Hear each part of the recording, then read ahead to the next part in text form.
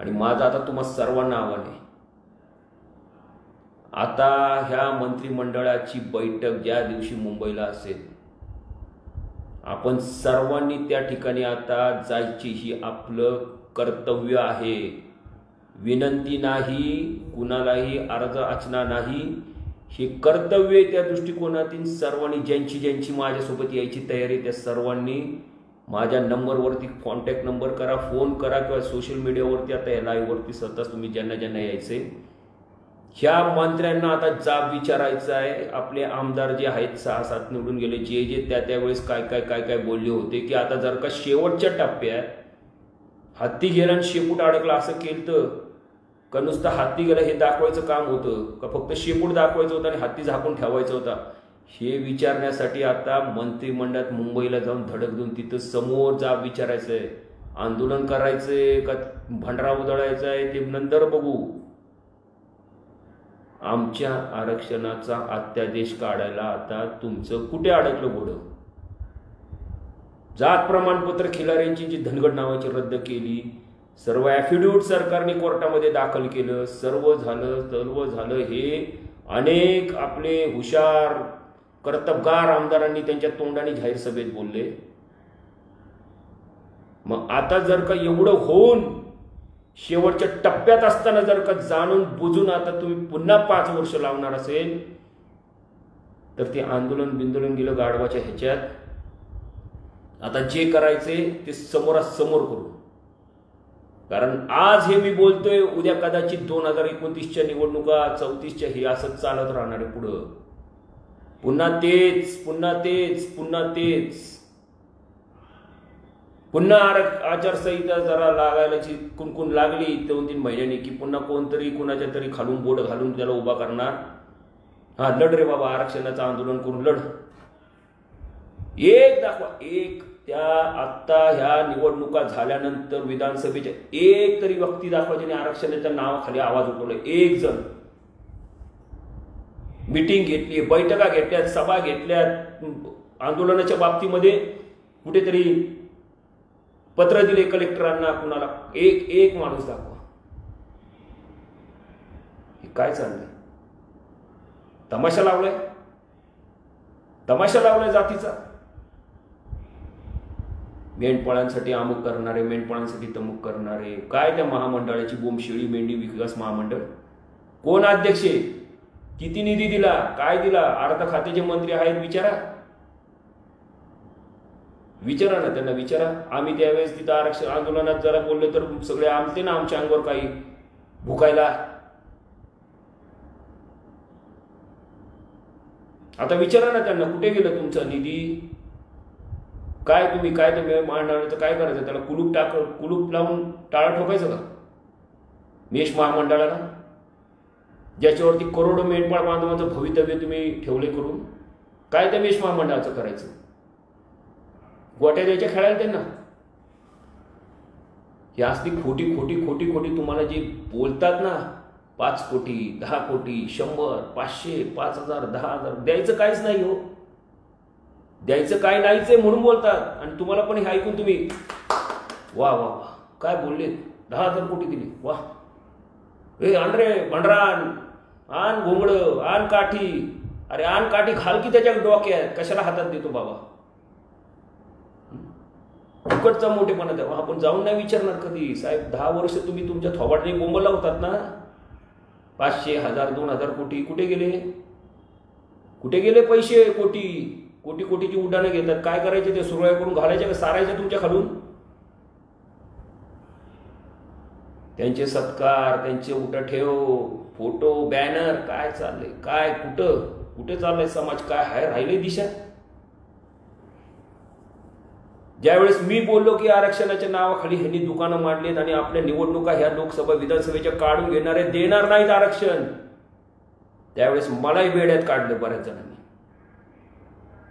म्हणले आता एवढं मुख्यमंत्र्यांनी आणि उपमुख्यमंत्र्यांनी केलंय आणि बापू असे बोलतात, नकारात्मक विचार आणू नका समाजात. आणि काय करू? तुमचे सकारात्मक विचार चाटायचे का?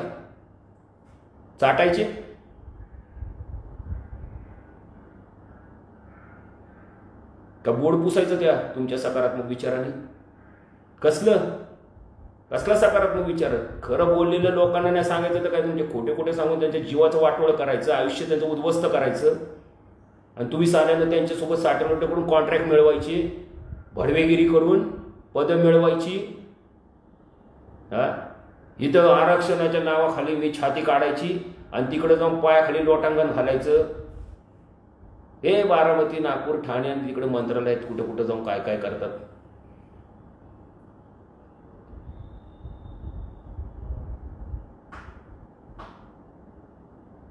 माझं पुन्हा तुम्हा सगळ्यांना सांगते, जो जातीच्या मुळावर उठतो त्याला वेळीच ठेचा. तो कोणही असू दे, घनश्याम बाप्पू हक्की जरी असताना जातीच्या मुळावर उठणारा ठेचा. जो जातीची बदनामी करतोय त्याला धडा शिकवा, तो आपला असू पराय असू. छत्रपती शिवाजी महाराजांपासून संभाजी महाराजांपासून अहिल्यामाते होळकर असेल, सर्वांचे इतिहास काढून बघा.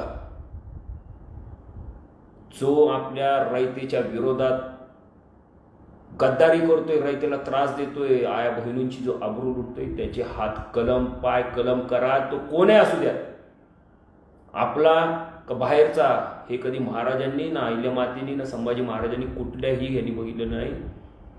त्याला शासन म्हणजे शासनच, तरच समाज याच्या पुढे सुधरून निघेल. नाहीतर कोण काही बोलतंय आणि कोण कसंही समाजाची लक्तर वेशीवर टांगतंय, काही समाजावरती घाणेरड्या वार्ता करतंय, कसंही बोलते, आणि तुम्ही आम्ही नाही. ते वयस्कर आहे, ते मोठे माणसं आहेत, समाजाचा मोठा नेता आहे. मोठ्या नेत्याने फार कशाही पद्धतीने उलटा पालटा घेतलं नाही, चांगला आहे. फार तुमची लक्तर अगदी वेशीवर टांगली धनगर समाज तरी मोठा आहे.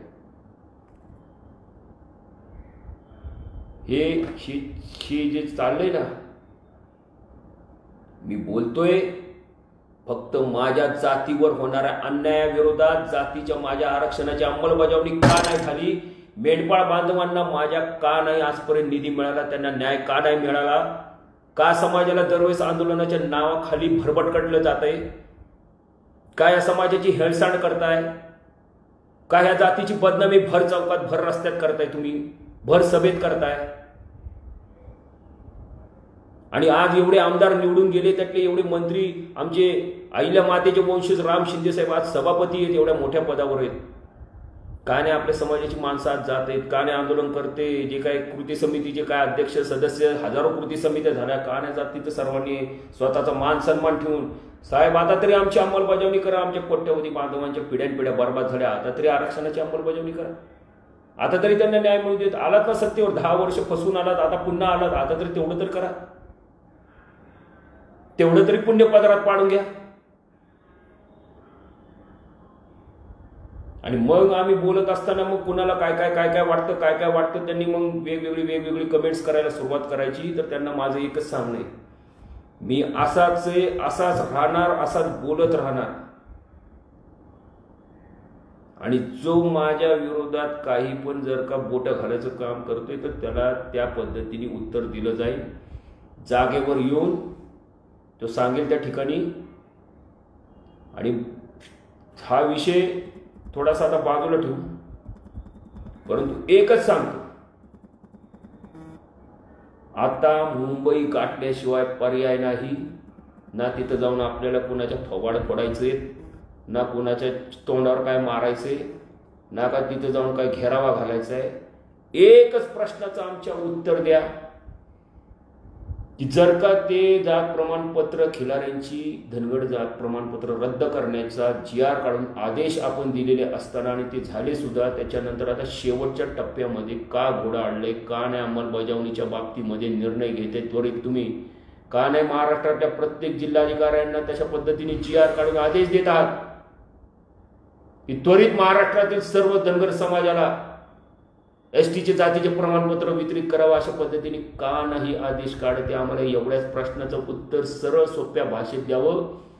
महाराष्ट्राचे मुख्यमंत्री, 2 उपमुख्यमंत्री आणि जेवढे पण त्यावेळेसचे जे होते मध्यस्थी करणारे, त्या सर्वांनी, ज्यांना माझं पटतंय त्यांनी माझ्या सोबत यावं, ज्यांना माझं नसेल पटत त्यांनी खुशाल घरात बसून स्वतःच्या आयुष्याचं आणि स्वतःच्या येणाऱ्या पिढीचं भवितव्य वाईट होतंय का बर्बाद होतंय का वाटोळ होते ते बघत बसावं. सांगावं त्याला ज्याला शहाणपण कळतं. येड्याला किती सांगितलं तरी तो येड्याचं सोंग घेऊन झोपेचं सोंग घेऊन जर का बसणार असेल तर त्याचं कोणारी पुढच्या पिढीचं भवितव्य हे त्याला लखलाभ. सांगणं माझं काम आहे. जातीच्या बाबतीत होणाऱ्या अन्यायावर वेळोवेळी वाचा फोडणं हे माझं काम आहे, ते मी करत राहणार. रस्त्यावरची लढाई असू, आंदोलनाची लढाई असू, कोणत्याही प्रकारची लढाई असू, ती लढाई आम्ही करत राहणार. आईल्या मातेची आम्हाला शिकवण आहे. वेळ आली तर हात जोडून, नाही तर वेळ आली तर हात सोडून, दोन्ही पद्धतीने आमची तयारी आहे.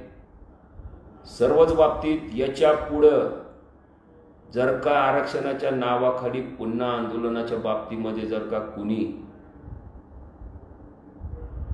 भांडवल स्वतःचं आणि दुकानदारी थाटण्यासाठी आंदोलनं केली तर लोक किती येत आहेत, कोण काय करते याचा विचार केला जाणार नाही. पहिल्यांदा तुमच्याकडून भंडारा उचलून तुम्हाला शपथ खावी लागणार आहे की हे आंदोलन निस्वार्थीपणे तुम्ही करताय, तरच त्या आंदोलनाच्या बाबतीमध्ये धनगर समाजाने येणाऱ्या महाराष्ट्रातील सर्व समाज बांधव भगिनी विचार करतील सामील व्हायचे का नाही. अन्यथा खुशाला आपल्या घरादाराला घेऊन बसावं आंदोलन करत, आणि ज्यांची हुजरेगिरी आणि उचल तुम्हाला घ्यायची त्यांची उचली घेऊन त्यांची लुचरेगिरी करत बसावी. याच्या पुढे तुमच्या मर्जीने आणि तुमच्या स्वार्थासाठी आंदोलनाच्या ठिकाणी येऊन तुमची गर्दी दाखवण्यासाठी हा समाज काय असाच मोकळा बसलेला नाहीये. याच्या पुढे आंदोलन करत असताना सर्व आंदोलनकर्त्यांनी विचार करा. जे मागं झालं ते आता पुढे सहन केलं जाणार नाही. याच्या पुढे जर का निस्वार्थीपणाने आंदोलन केलं तरच आम्ही सहभागी होऊ, अन्यथा तुमचं आंदोलन तुम्हाला लखलाभ. आणि त्या आंदोलनाचा शेवट हे जातीचं प्रमाणपत्र घेऊनच जर का होणार असेल तरच ते आंदोलन महाराष्ट्रामध्ये होईल. अन्यथा एकही आंदोलनामध्ये समाज बांधवांनी कोणत्याही जिल्ह्यात तालुक्यात सहभागी होऊ नये हे जाहीरपणे मी आज सांगतो. जाहीरपणे. दलाल भडवेगिरी करणाऱ्यांचा सुळसुळाट जो झालाय ना, यांची दलाली आणि भडवेगिरी जर का संपवायची असेल, ठेचायची असेल ना, तर ह्यांना पहिल्यांदा एकटं वाळीत टाका. या दलालांना कुत्र विचारणार नाही, तालुका अध्यक्ष देखील एखाद्या पक्षाचा विचारणार नाही ह्यांना. हे आपणच तिथं गर्दी करून ह्यांना मोठे करून ह्यांचं पक्षापुढे मग त्याच्या आंदोलनाला एवढी लोक आली, मग त्यांनी काहीतरी तिथं दलाली करायची आणि दलाली करून त्याच्या पदरात ती स्वतःचं काय पाडून भडवेगिरी घ्यायची ती घ्यायची. हे अवलादी आहेत महाराष्ट्रात. आणि ह्यांना जर का वेळीत जर का आपण आवर नाही घातला तर अख्ख्या येणाऱ्या आपल्या पुढच्या पिढीचं वाटोळ करत जातील. एवढंच मी सांगतो. बऱ्याच दिवसातून आज आपल्याशी बोलतोय, परच काही बोलायचंय, पण वेळ पण खूप लाईव्हच्या माध्यमातून होतो, खूप मोठा तो व्हिडिओ बनला जातो. म्हणून काही दिवसामध्ये पुढच्या पुन्हा बरेचसे विषय आहेत, त्या विषयावर मला तुम्हाला बोलायचे, चर्चा करायची. बघा तुमची मर्जी, पटत असेल घ्या विचार मनात, नसेल पटेल तर कुशाल सोडून द्या. काय या लाईव्हमधून काय माझं ब्रॉडकास्ट आणि हे मोठं लाईव्ह घेऊन काय मला काय पैसे मिळत नाही कुणाकडून, का मला त्याची अपेक्षा पण नाही. माझी जात सुधारावी, माझ्या जातीला काहीतरी खरं खोटं याचा न्याय अन्याय करणाऱ्यांच्यावरती त्यांना समजून पटवून सांगावं यासाठी बोलतोय. एवढंच आज आपल्याशी संवाद साधायचा होता. जय हिंद, जय मल्हार, जय हिंद.